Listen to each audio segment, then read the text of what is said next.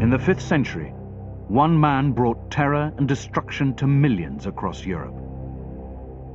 Attila the Hun and his bloodthirsty barbarians tortured, raped, and murdered all who stood in their way. According to legend, they dipped their arrows in the juice of boiled embryos, drank women's blood, and were descended from unclean spirits. Attila's ruthlessness knew no bounds. He slaughtered deserters and murdered his own brother. His savage Huns struck fear into the mighty Roman Empire with their brutality. They razed great cities to the ground and massacred whole populations in pursuit of gold. Christians believed he'd been sent from hell to punish sinners. Attila became known as the Scourge of God. He's different from anyone else. He is more ferocious than anyone else. He is more efficient than anyone else. He frightens everybody. From the day he was born, in 406 AD, much was expected of Attila. He would have grown up as a member of a large extended royal family, knowing that he was going to have to compete for power. The stakes were very high because if he lost, he'd probably be dead. Despite his privileged position, Attila experienced terror at a very young age. One tradition that we're told about the Huns is that the male babies, when they were born, had their cheeks slashed so that they learnt to bear pain at a very early age. Like all Hunnic males, he was encouraged to ride before he could walk. They're virtually born in the saddle, they eat in the saddle, they converse and they hold diplomatic talks whilst in the saddle. This is exaggerated, of course, by the ancient sources which say, get a Hun off a horse and he can't walk. Attila's people were feared for their violent plundering. They descended from Mongolia, travelled west, and settled in Pannonia on the Danube, where Budapest now stands. 5th century Europe was dominated by the mighty Roman Empire. Their relationship with the savage Huns was very fragile. By the time the Huns are situated on the Great Hungarian Plain, they are in part parasitic already on the Roman Empire in a rather different way, in the sense that they're extracting cash. Sometimes they're doing this through annual tributes levied from the Romans. Sometimes they're getting it by serving as mercenaries in Roman armies. Attila grew up in a violent, merciless society where only the strong survived. The Huns were in a constant state of warfare with other tribes. There are constant tensions within the royal house as well. So his upbringing would have been pretty insecure. He probably would have been given his own group of warriors to lead at a very early age, probably in his teens, mid-teens, to judge by other examples.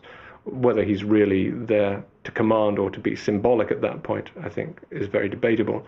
But certainly his job at that point would have been to stand at the front and to inspire courage in his warriors, and also learn to face up to battle himself. His fearless leadership was rewarded with political power. Sometime between 435 440, we have the name of Attila popping up with his brother Bleda. And for a period, the two of them run this Hunnic group together. This arrangement infuriated the power-hungry Attila. But Bleda had strong support, and for now he had to bide his time. During his 20s and 30s, Attila led a series of murderous incursions into Roman territory. The image of the barbarian, particularly the steppe nomad barbarian, is always a bad one. And they're very, very dangerous militarily, and they're very frightening. And you've got a whole society that turns up with all its warrior males on horseback. This is terrifying. The Huns were known for their deadly lightning attacks. They can cover a huge amount of ground. They can raid deep into provinces that are unprotected or only protected on the frontiers. And this is a terrible shockwave of fear right the way through Central Europe, because you never knew when these people were going to turn up on your doorstep. The Hunnic method of warfare is based on using the bow, and Attila is associated with the Hunnic bow. They could fire arrows standing up on horseback and kill a man at 150 meters. A Hunnic attack was the medieval equivalent of the blitzkrieg. The Huns were able, therefore, to stand outside the range of most of their enemies, shower them with arrows, make them rush at them, and the sources refer to the fact that the Huns always pretended to run away at that point. Then once the opponents had lost their coherence and cohesion, the Huns would then turn around and pick them off a few at a time. Alongside his devastating military capability, Attila created a network of informants along the Danube. Most of his great victories come when the Romans are otherwise engaged. There's clearly a grapevine which operates along the frontier. So he knows, for instance, in his first great campaign in 441, that the main Danubian army has been shipped to Sicily to try and recapture North Africa from the Vandals. And that offers him the opportunity to attack, and his victories then make his name. He recognized the value of a fearsome reputation. He uses his methods of terror to frighten people. Now, the way to do this is by sacking cities. Early on, he approaches the city of Naissus on the Danube, and they force their way into the city, and the city is sacked. And a few years later, a group of Romans are traveling along, and they have to stop short of the river because it is full of the bones of the slain. For Attila's savage army, life was cheap. The Huns had no regard for anyone else's human rights. We have quite a few records of what supposedly represents the comments of Hunnic leaders about Romans or about other people. In fact, it's very common amongst these nomads. They basically have two categories. They have themselves as masters and everybody else as slaves. And slaves are entirely dispensable. So you're either dominant in this world or you're dominated.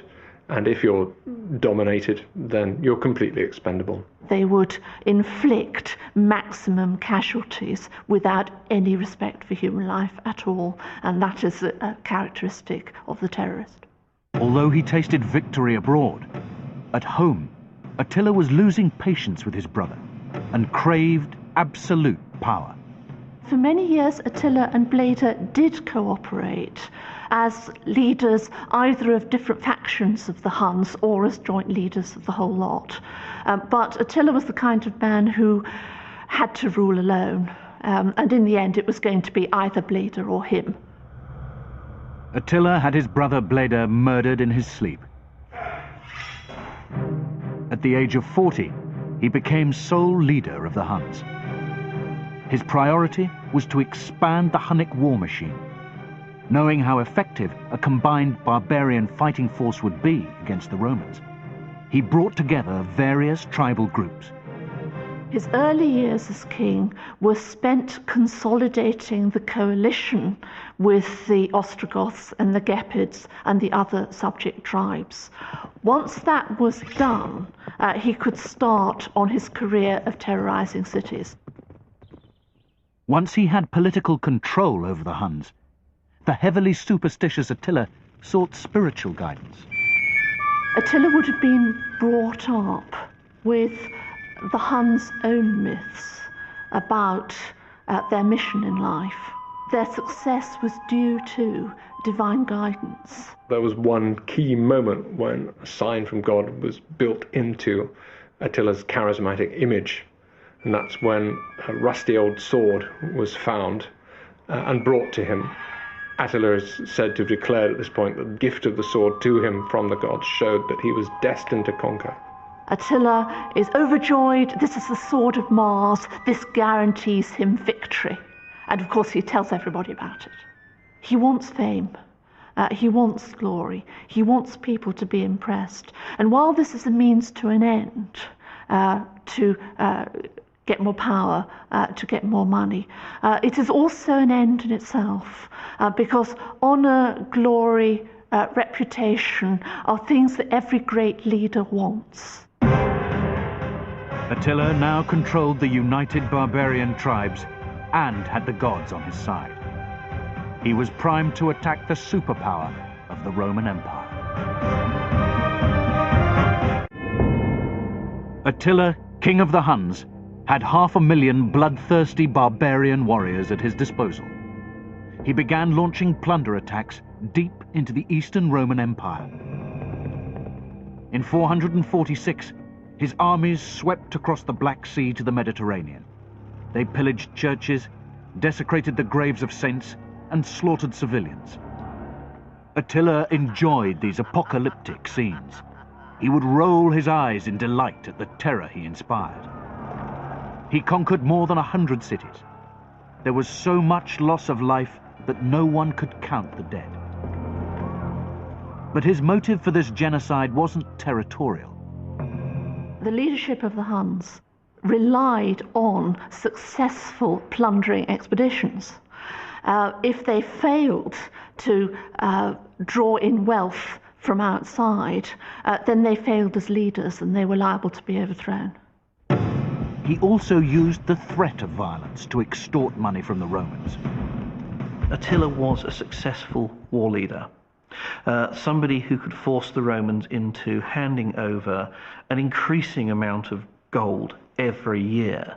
We're talking about subsidies to Attila, which are thrashed out by treaties, £350 of gold per year, which is doubled to 700, which is in a third treaty tripled to £2,100 of gold a year. And that is just to keep the Huns off the back of the Romans and to keep the Huns sweet as far as these treaties are concerned. So what this means is Attila is the channel through which this gold is getting into the system of these Hunnic groups. Attila cunningly used these treaties to frighten his own people. Attila's cruelty towards the disloyal was his insistence that deserters should be handed back. This is a regular feature of the treaties that he makes with the Romans. And when the deserters are handed back, they are not reinstated into the Hunnic army.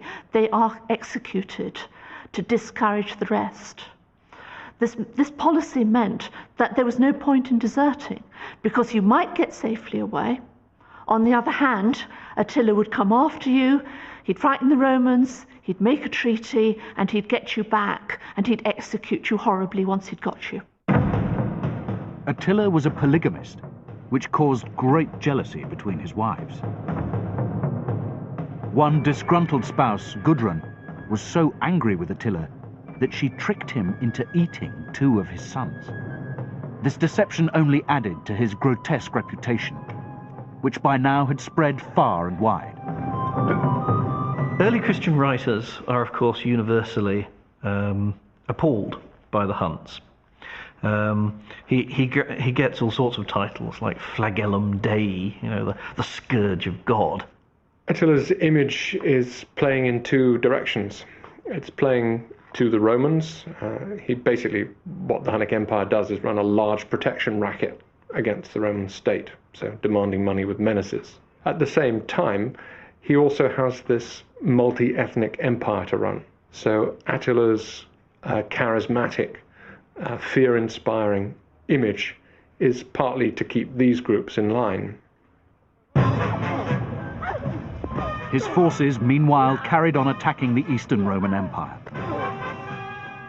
Attila rampaged through Greece and Eastern Europe, killing Roman citizens without mercy, only halting his terrifying invasion in return for a large amount of Roman gold. He created so much devastation and fear that he was unopposed in the Eastern Roman Empire. Attila could now plan his attack on the west. In 450, Attila received an extraordinary offer from an unexpected source. Honoria, the sister of the Western Roman emperor, was caught out having an affair with the manager of her household. This was a very scandalous thing for an emperor's sister to do. And the emperor was very annoyed, and he proposed to marry her off to a nice, safe minor politician. Honoria did not fancy that idea. She wanted power of her own, and she is said to have contacted Attila and offered to marry him and sent him her ring as a pledge of her good faith. Here, apparently, was an imperial lady offering herself in marriage to him. I think Attila would have laughed his head off when this message arrived on the Great Hungarian Plain. Nothing in his subsequent actions suggests that he had any serious desire to go and marry Honoria and take over the Western Empire. Even Attila's knowledge of European geography was sufficient to realize that she was living not in Gaul, which is where he went next, but actually in Italy. So I don't think this was upmost in his mind. On the other hand, it's a terrific pretext. When you get married to someone, you expect the lady to bring a dowry with her. Attila demanded as Honoria's dowry a lot of the Western Roman Empire, just to start with. When this request was refused, he invaded the Roman Empire in the West in order to claim what was his due. With the excuse he needed, Attila unleashed the might of his combined barbarian armies into Western Europe. They were intent on wreaking havoc on a large scale. Passing through Cologne, the Huns encountered St. Ursula, the Perpetual Virgin. Attila was smitten by her great beauty. Putting his mission with Honoria to one side, he proposed marriage. She refused, and a furious, rejected Attila had her killed, along with 11,000 of her pilgrim companions. He invades into northern Gaul. One of the first cities he comes to is the city of Metz, and we are told that he sacked Metz completely, killed everybody, left only the oratory of St. Stephen standing. By May 451, Attila's army had reached Orleans. Here they encountered the superior Western Roman army at the Battle of Chalons. For the first time, the Huns were stopped in their tracks. This was one of the most decisive battles in world history. Had the Huns crushed the Romans, Europe may have fallen under barbarian control, and modern Europeans would have Asian-looking, Mongol features. Really what happens is that the Roman army fights Attila's forces to a standstill. And one little detail, which may or may not be reliable, is that Attila's forces are pushed back and they're fighting from a barricade made of their saddles. So their horses are being killed in large numbers and they're fighting ferociously. And then they're able to withdraw. The Hun casualties were so severe that rivers of blood were formed, and those thirsty from the fight had to drink water mingled with gore. The Battle of Chalons dented the image for the first time, and the sources report a massive crisis of confidence after the fighting on the first day. Attila is portrayed in his camp putting up a big funeral pyre of saddles, and he's going to burn himself to death on top of them before trusted advisors persuade him that actually things weren't quite that dreadful. There was no need to go to such ridiculous extremes. But it certainly represented a setback. Attila's reaction was to invade somewhere else. And the following year, no way deterred, Attila invades northern Italy. Attila tore into the heart of the Roman Empire. City by city fell. His reputation was so fierce that many refused to resist. They let the barbarians in, begging for mercy. Attila showed them none. I think this is partly a compensation for the failure in Gaul. He had to re-establish his position over the Huns by having a series of spectacular successes. It's to prove that the old magic is still alive, that Attila can conquer even in the heartland of the old Roman Empire, Italy itself, And of course, these Italian cities are stuffed full of booty and fabulous treasure. And again, so both the fear and the greed angle on the two pillars on which the Hunnic Empire rests can be satisfied by a suitably victorious campaign in northern Italy. He terrorized his way across northern Europe until his army stood at the gates of Rome. The petrified Roman Emperor Valentinian sent a delegation to appeal for a truce, headed by Pope Leo I. This proved fortunate for Attila, as his army were riddled with disease and slowed down by plunder.